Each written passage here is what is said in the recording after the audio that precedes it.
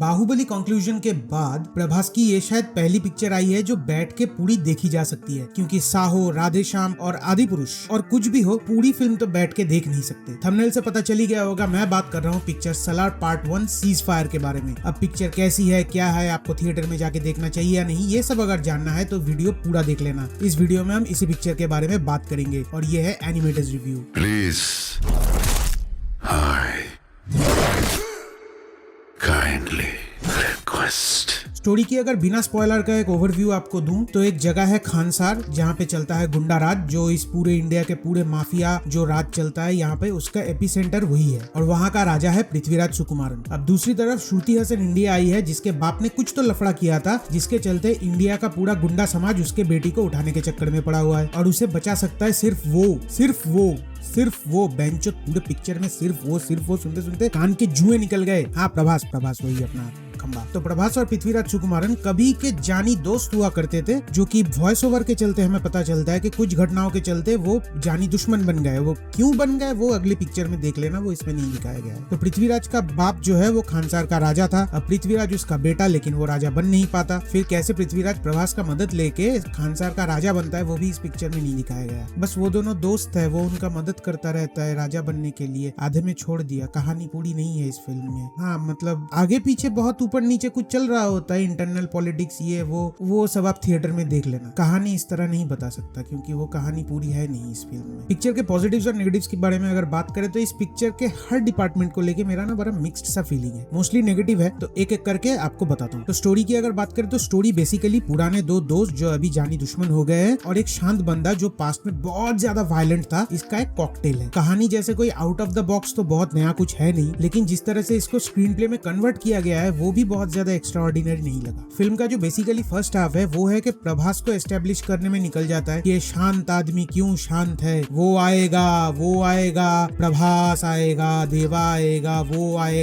आएगा होते होते फर्स्ट हाफ निकल जाता है, जो बेसिकली प्रभास को एस्टेब्लिश करता है कि वो शांत आदमी है, लफड़े में नहीं पड़ता, लेकिन वो लफड़े में पड़ गया तो अपोजिशन में कितने भी आदमी हो सब धूल चाट ले। बस यही दिखाने में फर्स्ट हाफ निकल गया और सेकंड हाफ पिक्चर का ये बताने में निकल गया कि खानसार जो सिटी है उसका जो पॉलिटिक्स है, उसका जो वर्ल्ड है, वो पूरा एस्टेब्लिश करने में सेकंड हाफ निकल गया। बस पिक्चर खत्म हो गया। और उसी सेकंड हाफ में इस खानसार सिटी का जो इंटरनल पॉलिटिक्स है, जो इनके रूल्स है, या फिर जो भी इधर उधर की जो चीजें हैं, लोग एक दूसरे से क्यों नफरत करते हैं, क्या करते हैं, ये करते हैं, वो करते हैं, वो सब सेकंड हाफ में दिखाया गया है। आप बोर नहीं होगे, but at the same time first half में कुछ भी ज्यादा नहीं होता और सेकंड हाफ में इतना इन्फॉर्मेशन एक साथ आप पे फेंक के मार देंगे कि आप वो प्रोसेस ही नहीं कर पाओगे। बेसिकली सेम केजीएफ वाला सीन ही चल रहा होता है। इसका भाई उसका फूफा का जीजा का नाजायज बाप के दूसरे बीवी की नाजायज औलाद, यही सब चल रहा होता है मोर और लेस। सब मिलके पृथ्वीराज के पीछे पड़े हुए हैं, पृथ्वीराज हीरो के साथ बैठा हुआ है और सब मिलके पृथ्वीराज हीरो के पीछे डंडा करने में बैठे हुए हैं। यही मोटा मोटी इस पिक्चर की कहानी और स्क्रीन प्ले का सीन है। परफॉर्मेंसेस की अगर बात करें तो Prithviraj Sukumaran has done a brilliant job. उन्होंने अपनी डबिंग खुद की है सारे लैंग्वेजेस में and he was very good. उनका जो स्क्रीन प्रेजेंस है, उनका जो ऑरा है, उनका जो चार्म है, वो काफी अच्छा लगता है स्क्रीन पे देखने में। अब अगर खंबे की बात करें तो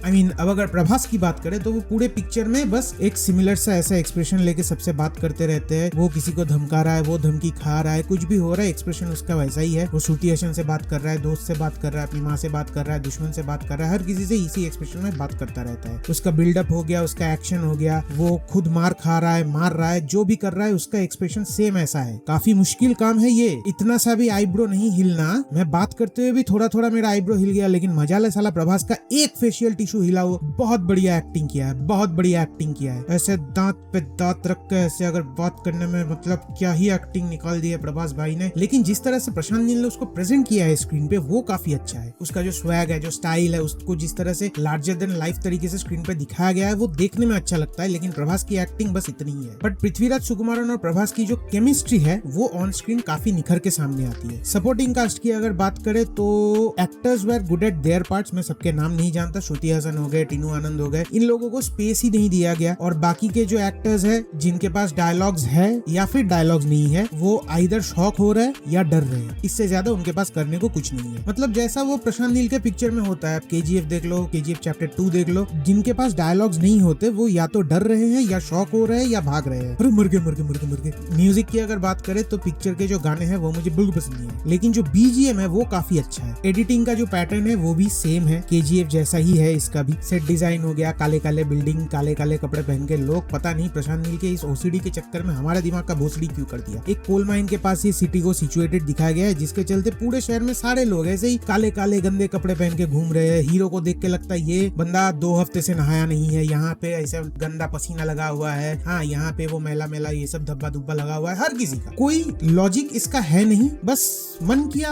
कर दिया। ये क्यों है? उस कोल माइन का अगर कोई रोल है इस पूरे सिटी का, जो कुछ भी चल रहा होता है, या फिर उसका कोई माफिया एंगल है जो यहाँ पे रूल कर रहा होता है, कुछ भी अगर दिखा देते तो भी एक सेंस बनता। क्यों है सिटी के लोग मैले क्यों घूम रहे हैं? क्योंकि कोल माइन के आसपास कहीं पे बसा हुआ है, इसके सिवा कोई रीजन नहीं है। अब ये शायद ये भी पार्ट 2 में हमें पता चलेगा कि क्यों लोग मैले घूम रहे हैं। टेक्निकल एस्पेक्ट्स की अगर बात करें तो सिनेमेटोग्राफी हो गया, सेट डिजाइन हो गया, लाइटिंग हो गया, मेकअप हो गया, जो भी आप डिपार्टमेंट उठा लो सेम एज KGF। दोनों पिक्चर में टेक्निकली मुझे कोई ज्यादा डिफरेंस लगा ही नहीं। कलर पैलेट उठा लो, आप कोई कलर ग्रेडिंग उठा लो, हर चीज सेम टू सेम है। सेम डायरेक्टर है, इसका मतलब ये थोड़ी कि पिछले फिल्म के जो भी आपने क्रिएटिव चीजें बना के रखी थी वही इस पे छाप दो। VFX जो है, VFX मुझे अच्छा नहीं लगा कुछ शॉट्स के लिए। जो ग्रीन स्क्रीन वाले शॉट्स है जहाँ पे वो आर्मी वार्मी आता है, वहाँ पे आपको क्लियर कट समझ आता है कि एक ग्रीन स्क्रीन पे शूट किया गया है। वो खानसार सिटी जो दिखाता है, उसके वहाँ पे जो बंदूक लगा हुआ होता है, वो सब CG जनरेटेड है और वो क्लियरली समझ आता है। डायलॉग्स की अगर बात करें तो पूरे पिक्चर में से वो आएगा, वो मारेगा, वो देखेगा, वो करेगा, वो हिलाएगा, वो उठाएगा, वो करेगा, ये करेगा, ये अगर निकाल दो तो पूरे पिक्चर में जो 45 मिनट बचते हैं उनका जो डायलॉग है वो ठीक ठाक है। बहुत ज्यादा हाइप्ड अप कुछ नहीं लगा मुझे। मास फिल्म के हिंदी डबिंग के मास फिल्म भी हमने देखे हैं तो उसमें भी अच्छे खासे डायलॉग्स होते हैं, यहाँ पे वो मुझे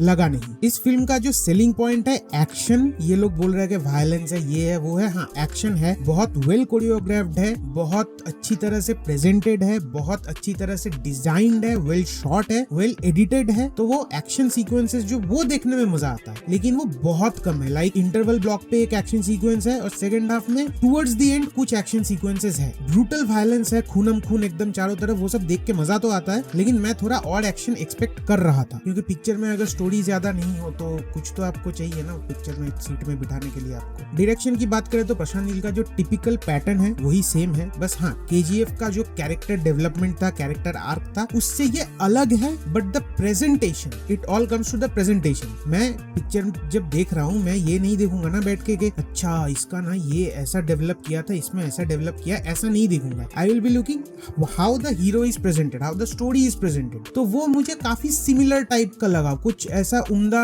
नया कुछ देखने को नहीं मिला मुझे। आपको अलग लग सकता है, आपको पिक्चर अच्छी लग सकती है, that's very good for you, मुझे अच्छा नहीं लगा। तो in a nutshell Salaar part 1 ceasefire average सा फिल्म है मेरे लिए, जो आप थिएटर में जाके देख सकते हो अगर आप वो पूरा एंजॉय करना चाहते हो तो। हालांकि आपको ग्रुप में जाना पड़ेगा और वो थिएटर भी पैक्ड अप होना चाहिए। मेरी तरह अकेले गए आधे खाली थिएटर में तो आपको भी मेरी तरह ही चीजें फील होंगी। अगर आप दोस्तों के साथ गए पूरा ग्रुप लेके पैक्ड अप थिएटर में देखोगे तो वो जो वाइब है, जो मास फील है पिक्चर का, वो आप ले पाओगे, तो शायद आपका एक्सपीरियंस अलग हो। पिक्चर में गाली गलौज न्यूडिटी ऐसा कुछ नहीं है, बस वायलेंस है, हाथ वाथ काट देते हैं, पैर वैर काट देते हैं, तो वो आप पे है। आपको अगर अच्छा लगता है देखना आप देखो, नहीं लगता है मत देखो। सो ऑन दैट नोट हम ये वीडियो यहीं पे रैप अप करेंगे। अगर ये वीडियो आपको अच्छा लगा तो लाइक कीजिए। अगर आपने ये पिक्चर देखा है तो आपको कैसा लगा वो मुझे कमेंट्स में बताइए। और Prabhas fans, I am really sorry कि पिक्चर मुझे अच्छी नहीं लगी। कमेंट सेक्शन खुला है, गाली देना है दे दो, मुझे कोई फर्क नहीं पड़ता। और अगर आपका ओपिनियन मेरे ओपिनियन से अलग है तो आपका क्या ओपिनियन है वो भी मैं कमेंट्स में जरूर जानना चाहूंगा। ये वीडियो अपने फ्रेंड्स एंड फैमिली के साथ शेयर कीजिए। और अगर आप चैनल पे नए हैं तो नीचे जो लाल रंग का सब्सक्राइब बटन दिख रहा है उसको जरूर प्रेस कर दीजिएगा और साथ ही बेल आइकॉन भी दबा दीजिएगा ताकि मैं जब भी कोई नया वीडियो डालूं तो उसका नोटिफिकेशन सबसे पहले आप तक पहुंचे। Thank you, bye bye.